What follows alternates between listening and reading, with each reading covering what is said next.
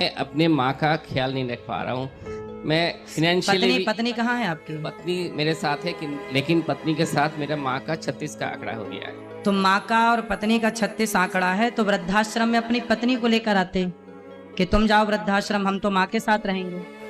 राधे राधे महाराज जी के प्रिय भक्तों, हमारे चैनल में आपका बहुत बहुत स्वागत है।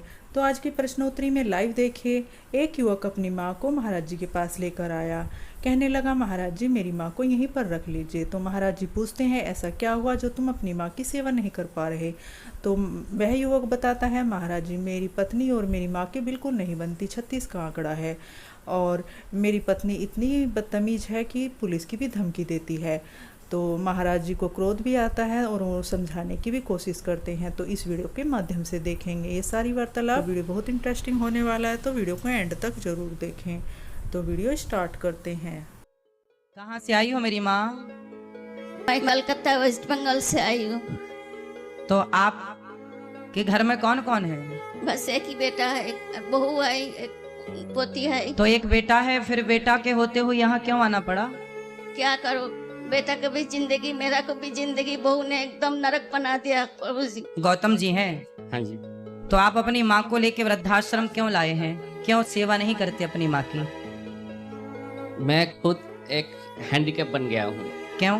मेरा पिछले 2 साल पहले हार्ट अटैक हुआ था, फिर उसमें 5 स्टेन बैठा है। अच्छा। मेरा पेट के अंदर 32 स्टिचेस है। ठीक है। मैं अपने माँ का ख्याल नहीं रख पा रहा हूँ। मैं फाइनेंशियली पत्नी कहाँ है आपकी? पत्नी मेरे साथ है लेकिन पत्नी के साथ मेरा माँ का 36 का आंकड़ा हो गया है। तो माँ का और पत्नी का 36 आंकड़ा है, तो वृद्धाश्रम में अपनी पत्नी को लेकर आते कि तुम जाओ वृद्धाश्रम, हम तो माँ के साथ रहेंगे।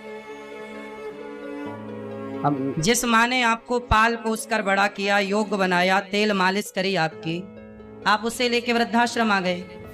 बीमारी आपने बताई, तो बीमार आप माँ के लिए हैं, पत्नी के लिए बीमार नहीं है। वो इसके लिए ही बीमार हो। तो फिर पत्नी को छोड़ने क्यों नहीं आए वृद्धाश्रम? उसको बोलते तू चल वृद्धाश्रम, हम तुझे छोड़ने चलते हैं। जब माँ की और पत्नी की नहीं बनती, तो आपके हिसाब से किसे छोड़ना चाहिए वृद्धाश्रम में? पत्नी को तो छोड़ना चाहिए। फिर लेकिन अगर मतलब physically strong and financially strong रहता तो मैं ये स्टेप ले सकता था, लेकिन मेरे पीछे एक और आदमी चाहिए। तो मैं माँ को तो कैसे? पत्नी तो है, पत्नी है जो पति को भी संभाल। यदि ऐसी स्थिति है कि चलो पत्नी आप कमजोर हैं, आपको बीमारी है, तो पत्नी अपने पति को भी संभाल सकती है और अपनी सास को भी संभाल सकती है। क्या दिक्कत है? क्या ये दास अनिरुद्ध 278 माओं को उसकी सेवा नहीं कर रहा है? यदि हम 278 माओं की सेवा कर सकते हैं, तो आप और आपकी पत्नी मिलकर आपकी एक माँ की सेवा तो कर सकते हैं ना? आपकी बेटा बेटी है आपके? एक बेटी है। तो एक बेटी भी है आपकी? हाँ जी। और बेटा नहीं है। तो बेटी है, तो बेटी का तो ख्याल रख ही रहे हैं ना बीमारी में भी? वो तो रखे हैं। तो फिर माँ का ख्याल रखने में क्या दिक्कत थी? कितनी जगह चाहिए माँ को घर में? आज अभी बोल रही थी कि बचपन में मैं तुमको हॉस्टल छोड़ने जाता था, आज उल्टा हो गया। आज बुढ़ापा में तुम मेरे को वृद्धाश्रम छोड़ने आ रहे। तो क्यों ऐसे दिन आए?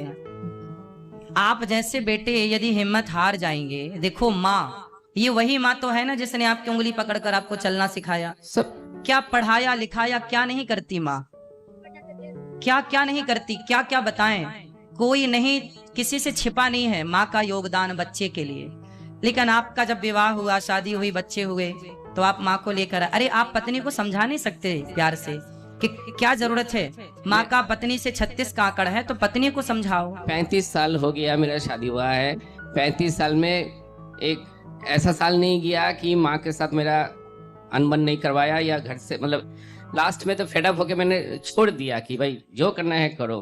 मेरे को पुलिस का धमकी दिखाता है कि मैं मतलब आपकी पत्नी को आपकी माँ बिल्कुल पसंद नहीं है? बिल्कुल नहीं तो क्या प्रॉब्लम था? एक ही लड़का हूँ ना, कोई इसका देवर है, ननद है, कोई नहीं है, एक माँ ही मेरा है। अगर सास 2 बर्तन रहेगा तो आवाज होगा, सास कुछ बोल दिया तो। अब चलो देखो, यदि सारी पत्नियां ऐसी बोलने लग जाएं कि जी अपनी माँ को वृद्धाश्रम छोड़ कर आओ, तब तो पूरे भारत की व्यवस्था ही बिगड़ जाएगी। बिल्कुल। सनातन संस्कृति की तो पूरी व्यवस्था ही बिगड़ जाएगी। ये तो बहुत ही मतलब मैं खुद इसको पाप मान रहा हूँ कि मैं अपने माँ को ऐसे जगह छोड़ के आ रहा हूँ ड्यू टू माई, मतलब मेरे वाइफ के वजह से मेरे को ऐसा करना पड़ेगा। तो क्योंकि- आपकी वाइफ आई हैं, नहीं नहीं नहीं, तो उनको लाओ, कभी हम उनको भी समझाएंगे, कभी उनसे बात करेंगे।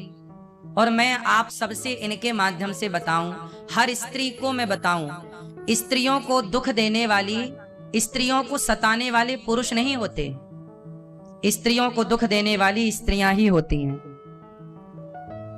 ये बात 99% सही है, 1% किसी केस में ऐसे नहीं मान सकते।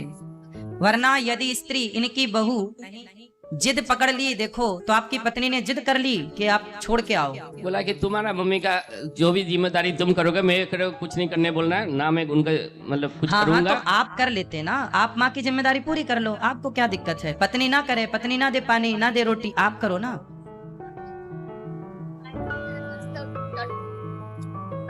अगर वो आएगी मेरा को कुछ करेगी ना तो उसको ऊपर टॉर्चर करेगी, खाना नहीं देगी, अच्छा, ये आपकी सेवा करेंगे तो पत्नी इनको टॉर्चर उसको करेगी। टॉर्चर करेगी और बोलता ज्यादा करेगी तो तुमको पुलिस में क्लेम करेंगे, जेल में, माँ बेटा को जेल में भर देंगे। देख लो जरा, आजकल कानून भी ऐसे हैं कि स्त्रियों की सुनवाई ही होती है, वो कुछ कहेंगे तो ये माँ बेटे उसकी जेल तरफ चले भी जाएंगे। बोलती रहती।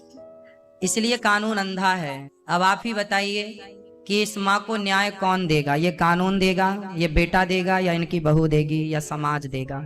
कोई नहीं देता। ये आप देंगे। गुरु जी आपके चरण में मेरा तो स्थान है। हम तो मैया आपकी सेवा करने को तैयार हैं, हमें कोई दिक्कत नहीं है।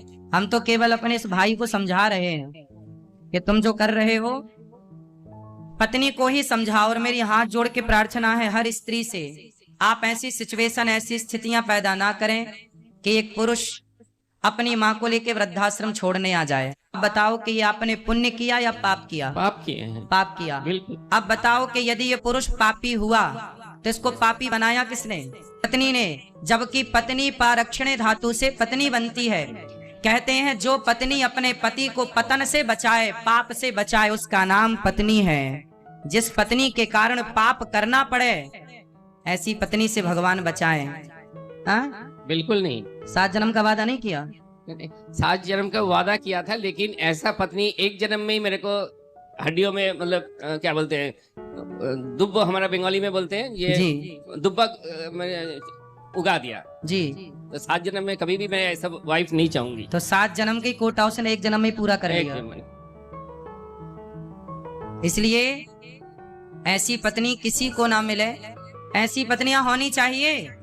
आप लोग कितने लोग अपने अपने बेटों के लिए ऐसी पत्नियां चाहते हैं की तरह सेवा करेंगे? यहाँ तो 278 माँ ऑलरेडी हैं।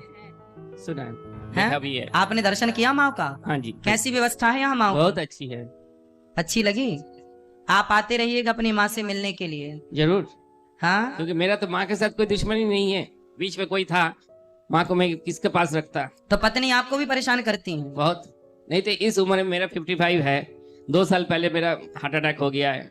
मैं कोई मतलब ऐप मेरे में कुछ नहीं है। मैं काम में जाता हूँ, काम करके तो घर में आपने रहता कभी हूँ। प्यार से अपनी पत्नी को समझाया नहीं कि भाग्यवान तुम 35 क्या साल कर हो रहे? गए। 35 साल में कितना बार समझाऊंगा? नहीं समझी? नहीं समझी। हर स्त्री से मैं प्रार्थना करता हूँ कि इतना मत सताइए, समाज में इतना पति को प्रताड़ित मत कीजिए, अपनी सास को प्रताड़ित मत कीजिए। और कुछ कानून बनने भी चाहिए जो कम से कम इन माओ के पक्ष में कोई तो कानून हो। सारे कानून बहुओं के पक्ष में है, कोई कानून माँ के पक्ष में भी तो हो। बूढ़ी माँ बाप के पक्ष में कुछ तो होना चाहिए।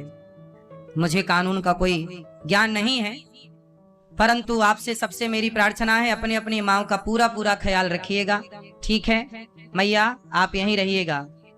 ये बेटा आपका, एक बेटा वो है, एक बेटा ये दास अनिरुद्ध है। गौरी गोपाल आश्रम में आपका स्वागत है। ये दास अनिरुद्ध आपका बेटा बनकर अब आपकी आगे की सारी सेवाएं ये दास अनिरुद्ध करेगा।